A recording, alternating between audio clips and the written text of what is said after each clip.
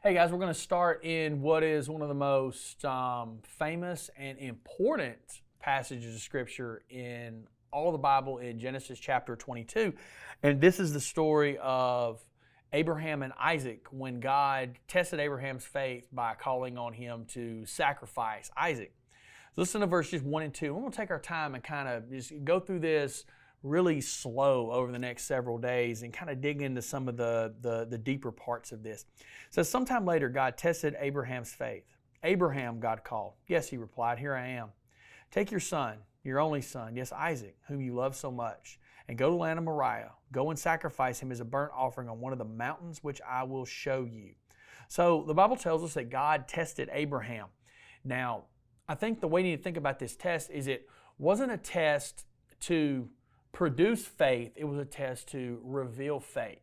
Remember, this is the Abraham that God has been working on for all his time. We believe Isaac at this point was probably in the range of 12 to 14 years old. So he had waited 25 years on Isaac. So this was somewhere in the range of 38 years after Genesis chapter 12. So for 38 years, God had been working on this man. And so here comes this defining moment to reveal his faith. And something else to think about in this is not only was Abraham's faith being dealt with, but God's faithfulness was being shown in this as well. That's an important point for you to remember. And he tells him, he says, take your son, your only son, Isaac. Now, that's significant because God called Isaac his only son, but we know Abraham had another son. With Sarah's maidservant, Hagar, he had his son Ishmael, that God had literally told him, send him away. Now, God provided for him. God took care of him.